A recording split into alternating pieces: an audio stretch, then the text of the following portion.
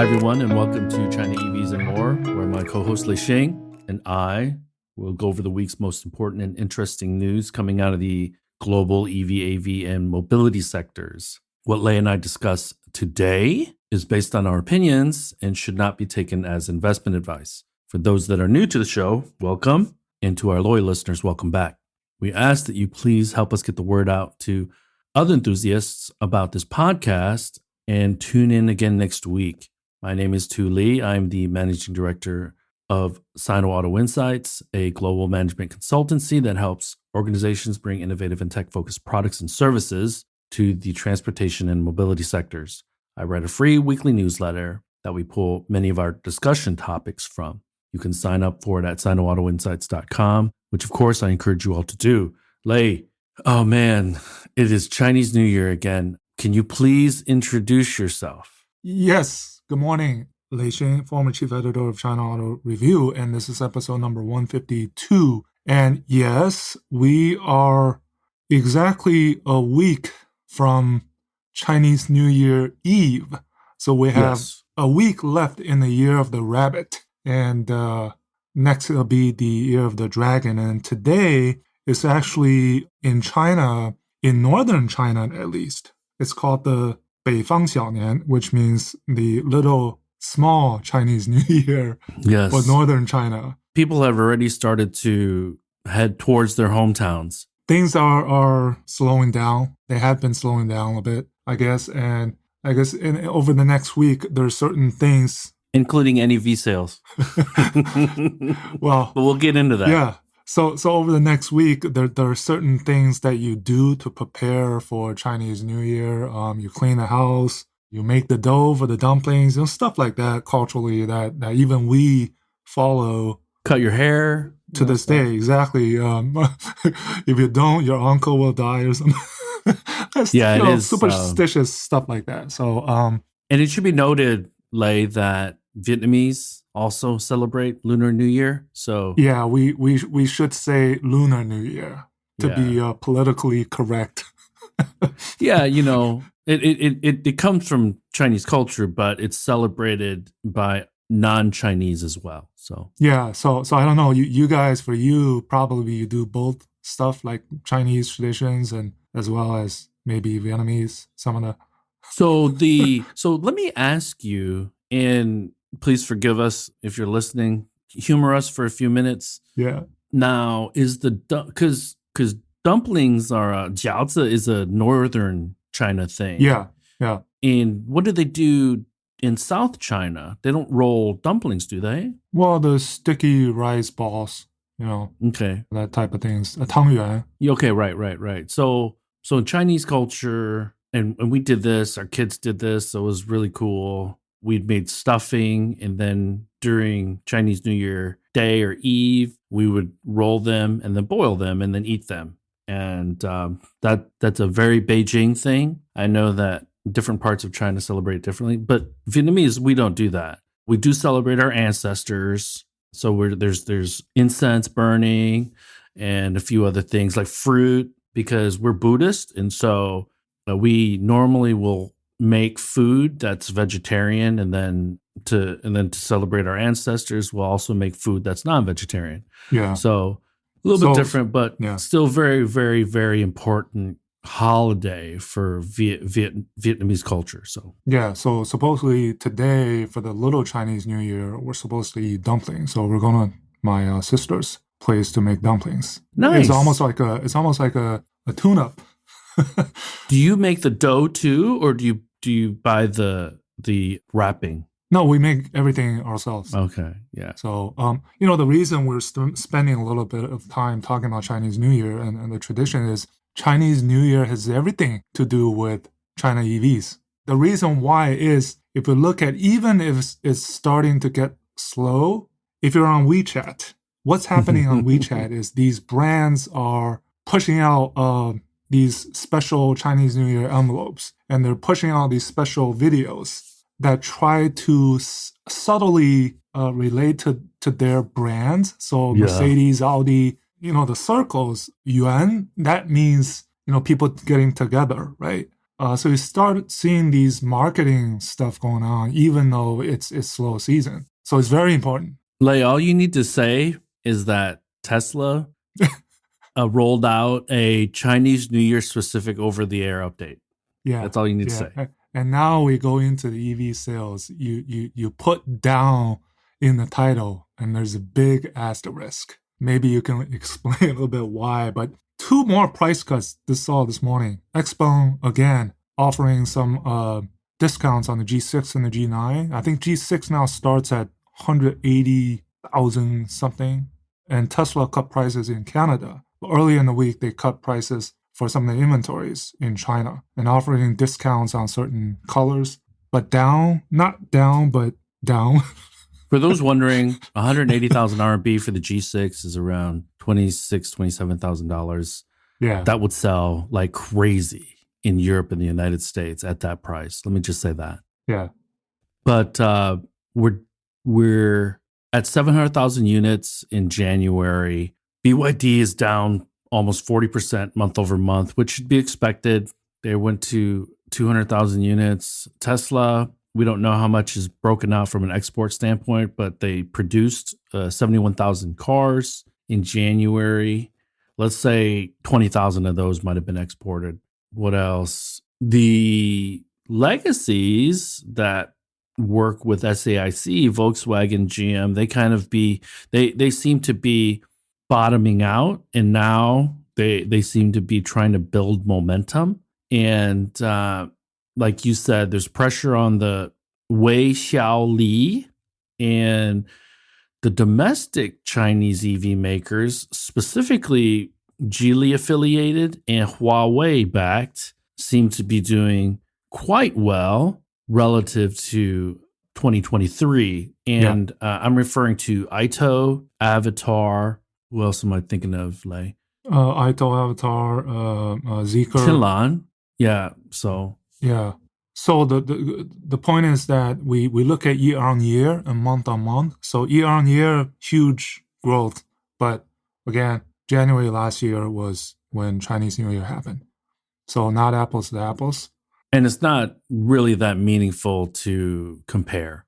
Yeah. And then month on month, not all drops are created equal. I think specifically for the Wei Xiaolis, all three of them dropped significantly. I think Xpeng being the most. So for our audience, Wei Xiaoli is what is collectively the Neo, Xpeng, and Li Auto. It's their Chinese names combined. I think Xpeng, the problem was some production supply chain issue with X9, which in turn affected models like the G9 because they had to prioritize, I think, for X9. And then Li Auto, right? You talk about Li Auto, 50,000, all of a sudden to 30,000. And then BYD, 200,000 versus more than 330,000 in December. So it feels like a big drop, but in fact, I call it a reset because that's the seasonality of it. So some of the newer listeners, like let's talk about how there's a mad dash in December, lots of discounts going on traditionally, not just last year. And so a lot of sales that would normally happen in Q1 of the following year are pulled into December. Yeah, that's been the case for as long as I've time. Yeah, as long as I've covered this market, you see that trend, booming Q4 followed by a somewhat slow Q1, and then it heats up as the year goes on. So we think of last year's January as this year's February, where so February, the numbers will probably be worse. But then again, you have these brands, let's say Ito, they did better than December. So, right, you can't, I guess not all drops are created equal, right? But overall, broadly for the market, that's the trend. And no panic button yet. But I mentioned to you offline, some brands, it's pretty disastrous, I would say. Some of the numbers that I've seen, some of the new brands. Are there any specific brands you're referring to, Lay? Well, some of the newbies, let's just say that, right? Okay. And in fairness, let's say if we talk about a Neo versus an Xpeng, hey, Neo, if I put my Neo stand on, Neo did better than Xpeng at a price point much higher than Xpeng, right? And so what do how it's all relative.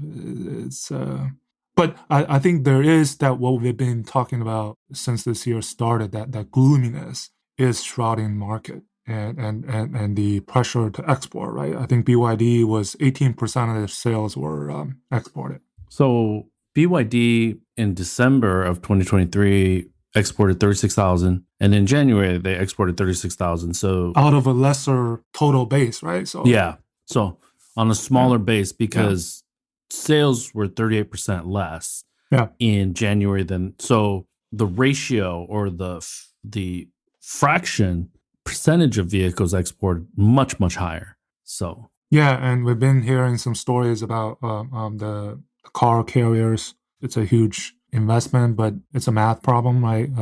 I think that the rental rates are going up, that the per car shipping rate is going up. So we should also, let's say February's a wash because between now and let's say the 15th to the 18th of February, there's not going to be a lot done from a manufacturing standpoint. no, But what we should do is in March and April start really closely watching BYD's numbers, because what made them so powerful last year could become a weight, and that's all the capacity that they've built up built. Yeah, on the battery side and on the OEM or the final assembly vehicle side. If they're close to 250, 300,000 in March, April, and getting into May, you're going to start to worry a little bit because they're continuing to increase capacity on every front. So while they just officially signed that deal to build the plant in Hungary, yes, and at the same time, GAC Ion, I think, started construction of the Thailand plant. yep. Small, I think only 50,000 a year, but still you're still seeing these moves, export and building plants outside China. I also think, Lei, it's important to also kind of compare and contrast, because one of the challenges I think Tesla currently has is that they have a ton of capacity in Shanghai. So I think it's one of the reasons that Berlin hasn't ramped, because they can export some of that volume to foreign markets. Now, with BYD expanding their global manufacturing footprint in places like Europe, where China is not actually that far from an export market, it makes sense to build manufacturing in places like Brazil, where it's a little bit more difficult logistically to ship vehicles.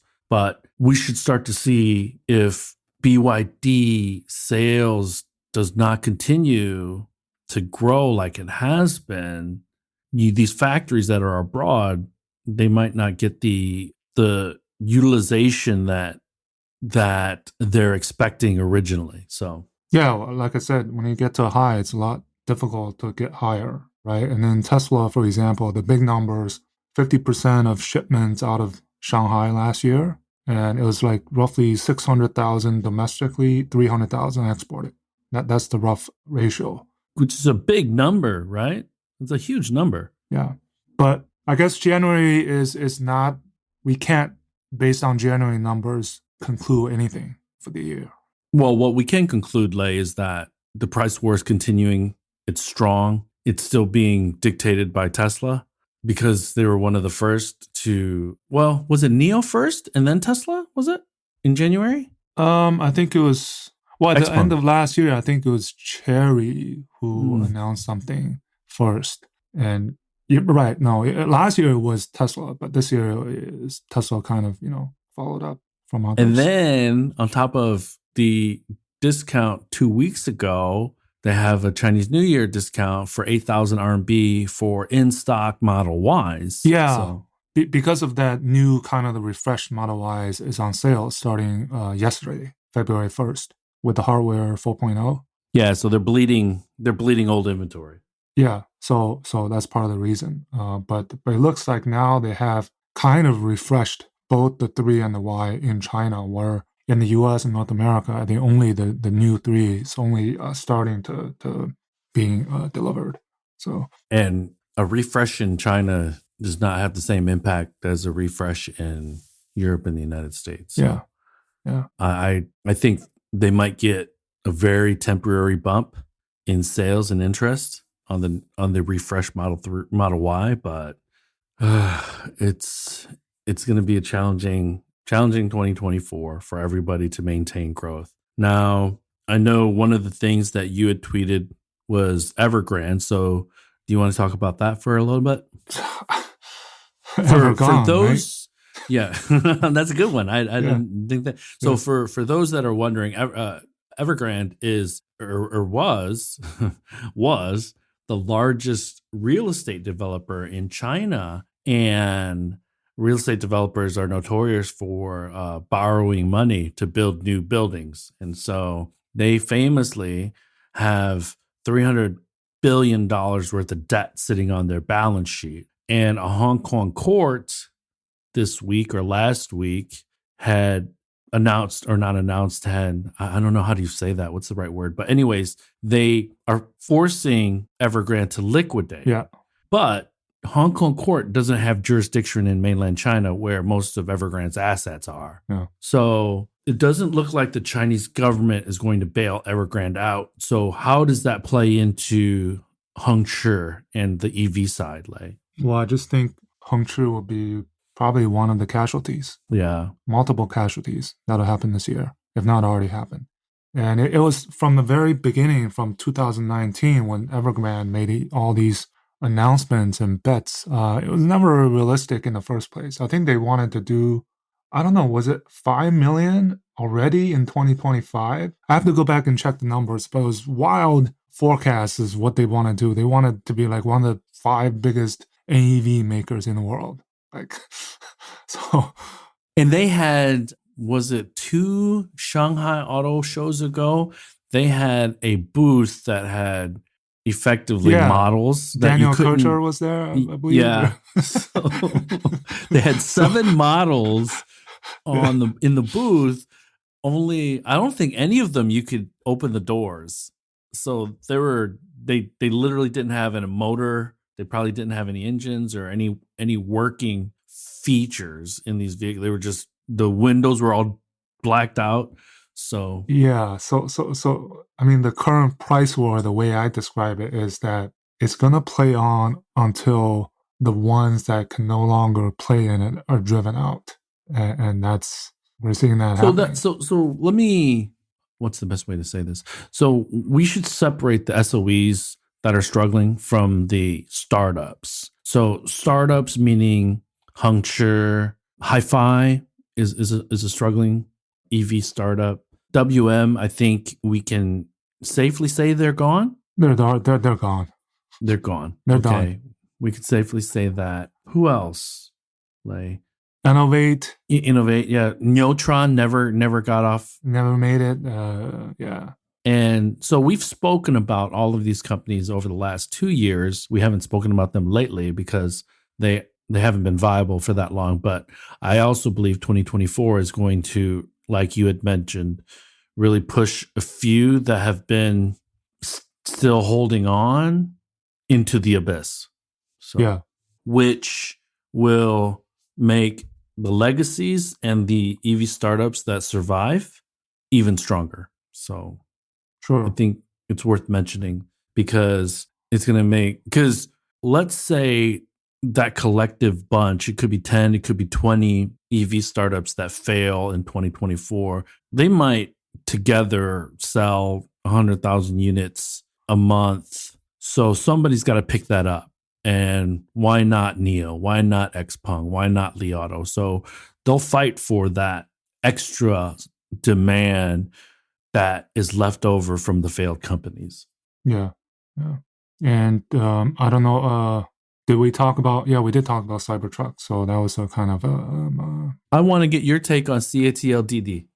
Well, CATL, for those that might not know, has their own battery swap brand called Evergo, EVOGO, Evergo. And I think it's been slow rolling out. They're only in 3 cities, I believe, the swap stations, and then only 2 or 3 models for fleets that had been put into operation. So I think it's with Didi it's like a big signal, right? It's like a big leverage that this is something that we're going to see more of in our ride hailing, and together as leverage to kind of say to the OEMs, hey, we're teaming up, let's do this. There's an element of that, I think. And then at the same time, they're all overall heeding to the battery swap, that is encouraged by the government. So that's my take on it. So for those that are wondering, Didi is China's Uber, and they IPO'd 3 years ago. Got a smackdown from the Chinese government because the Chinese government didn't actually want them to IPO, and were placed in the doghouse for the better part of 2 years. Meaning, so Didi was super aggressive. They had acquired stakes in ride-hailing companies outside of China, in Brazil, in Europe, other parts. They also launched their service in some countries too. So a combination expansion through acquisition and market entry with the Didi brand to compete with Uber. And when they got the smackdown, they weren't able to offer their app to new consumers in China.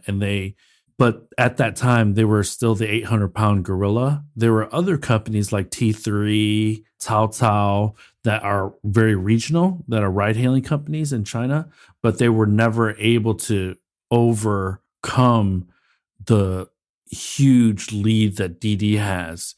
Didi got pulled out of the doghouse late last year. So now they're very carefully back in expansion mode. And I actually think that Didi is also partnering with CATL to stay in the good graces of the Chinese government, or the Chinese government kind of wink, wink, push them into this partnership maybe. Either way, the numbers bear this out. Let me quickly tell you the numbers.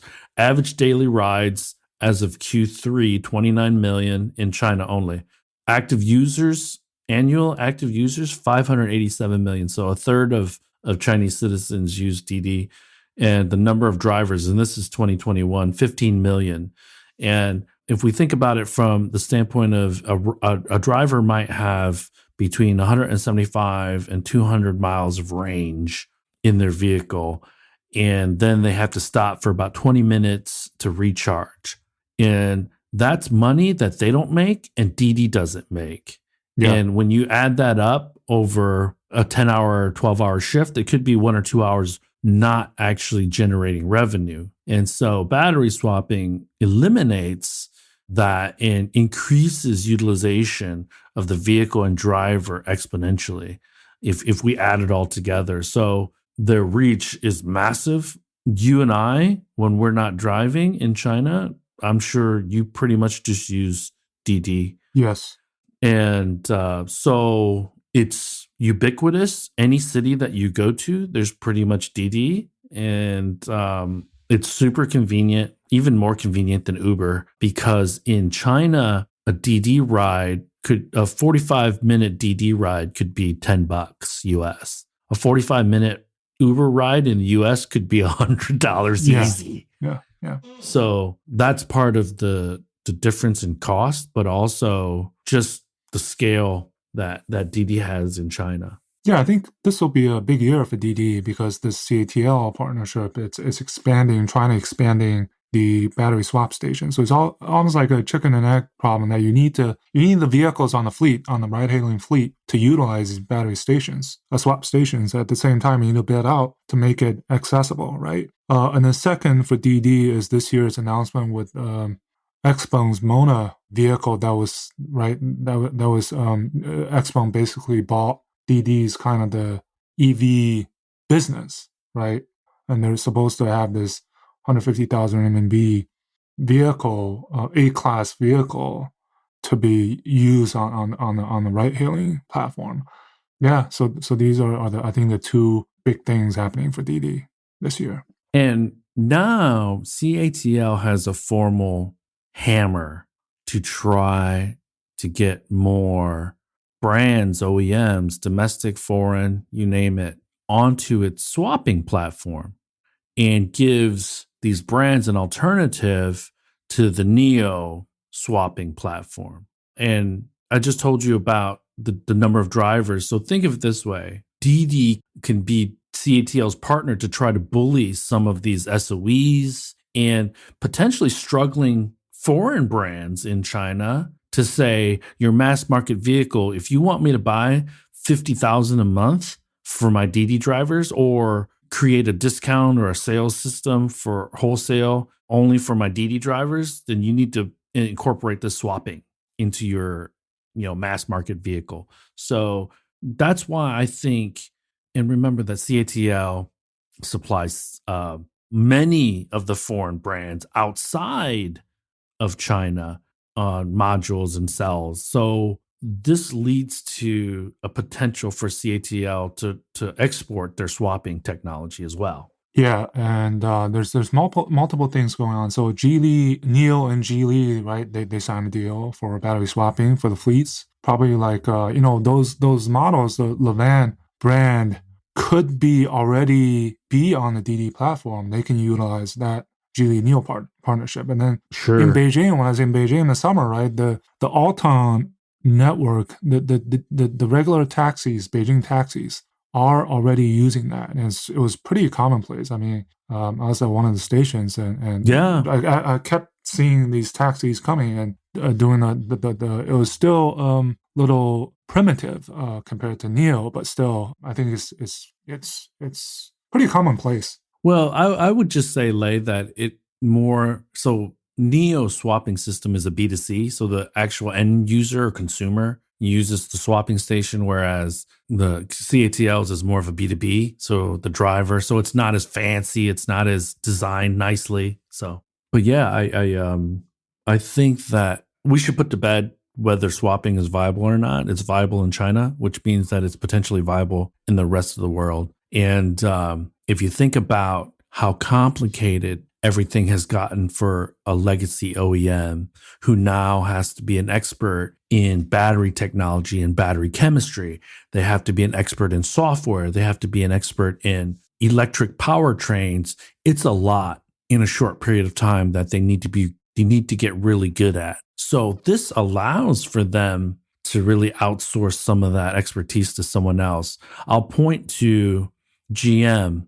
kind of tripping all over themselves on the OTM platform. So this creates an opportunity for the Renaults, for the Peugeots, for the Citroens in China to be like, I want to be a player. I don't want to deal with the battery stuff though, because it's complicated. So I'm going to partner with CATL, at least in the China market, and see what happens. And two numbers to share the preliminary financial results of CATL and BYD. CATL made, I think it was 112 million renminbi a day in 2023, and BYD made 80 million renminbi a day. Making it rain. At the same time, the Tianqi and Ganfeng lithium producers, their profit tanked. They still made profits, but compared to 2022, because of lithium prices. So it's right. It's good and the bad. Yeah.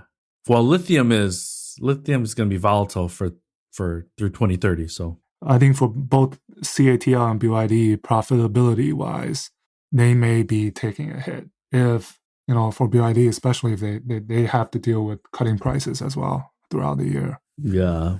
But still big numbers, at least for last year. What do you think of the chance of success for the Ford Bronco locally built in China is going to be against Great Wall and these other guys? I think that there could be a chance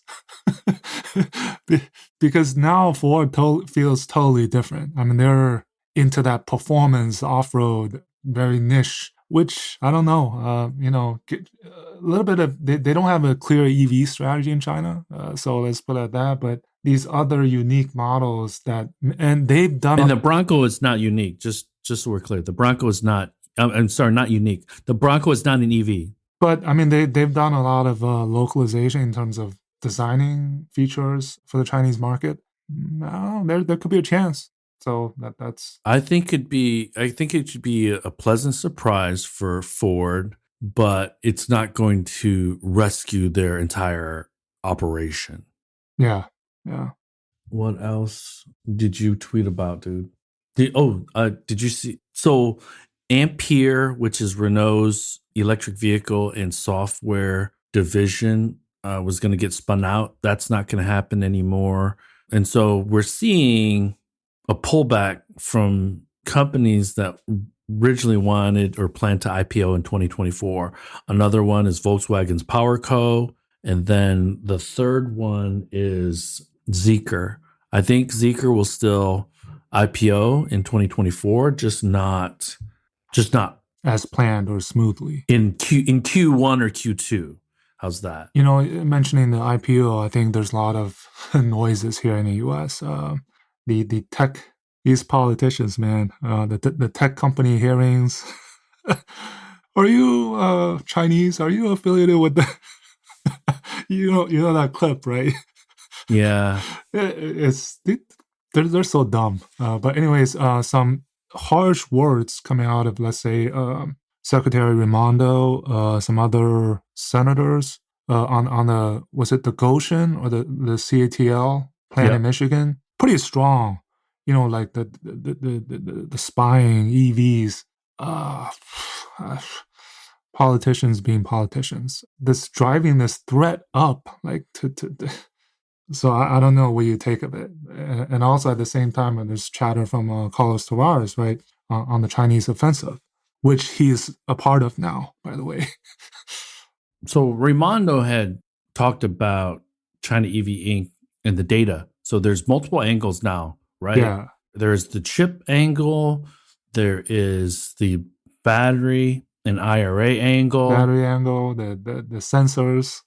and now the data angle. But if I'm playing devil's advocate, if the foreign legacies had imported a ton of electric vehicles into China, I would see the same. I would assume that Chinese government would have similar reaction. They've done it with Tesla already in military bases. And so these are concerns that they have that they need to educate themselves on and make final decisions. If it's just trying to get political points, I think that's BS, complete BS. But if there's valid concerns, first of all, there's a handful of companies that we know very well out in Silicon Valley already doing it.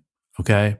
So if they're concerned, then they need to deal with that first. And, another kind of, and this is where these companies, well, one company is not doing any favors for the Chinese side, and that's too simple. So yeah, that's yeah. You can point to that and say, well, why is this happening? Well, because Too Simple has emailed.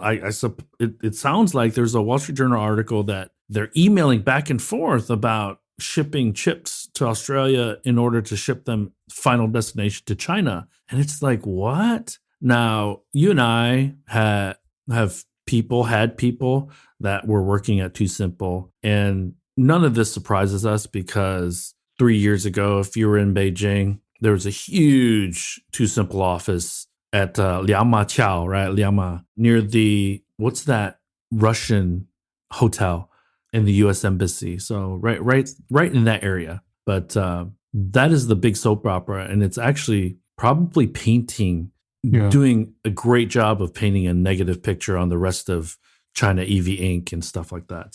So there is this element of a company like Too Simple treading on dangerous waters. At the same time, the BSing coming out of the politicians. So there's an element of both. And then at the same time, Tesla straddling the China-US relations of the EV landscape. And one side needs to be very careful then to avoid a kind of retaliation. And that's why Elon had nothing good to say about China. He never says bad stuff about China. Oh, that's clear, right? That's completely clear. So regardless of what the Tesla stance thing, Elon has 2 million units of capacity there. there's just not a lot of negative stuff that he's going to be saying about it. And Yeah. so, hey, let's do this. It's 9:45, Lay. I'm going to look through my newsletter, but I'd like to open the room up for anyone with questions or comments. Oh, yeah. One thing I saw in your newsletter is, was China the top vehicle export in 2023 over Japan or not? Depends on how you look at it, right? Yeah. So total exports from let's say a product with four wheels, Japan number one. But in how I see it is passenger vehicles, China's out exported Japan now. So I don't see. Well, yeah. So based on the CAAM and the JAMA numbers, China was the number one exporter. But there's another set of data that said Japan had a little bit more if you count certain, four-wheeled vehicles. Yeah, it's just a matter of time. It's not an if, it's a when. Yeah. If you don't believe that they out exported in 2023, it's likely going to happen in 2024. So Yeah.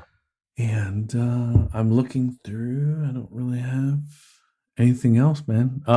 If anyone has any questions, raise your hand. Oh, Aptiv is pulling out of the Motional joint venture or partnership. So that's now fully Hyundai Motor Group? yeah, I don't know what's going to happen with that because Aptiv is. So is it going to be now Hyundai licensing the technology from Aptiv? For as long as I can remember, as I've been to CES, right, so many years, and that Motional, and before it was Aptiv, and before that it was Delphi, painted on these supposedly level 4 robotaxis.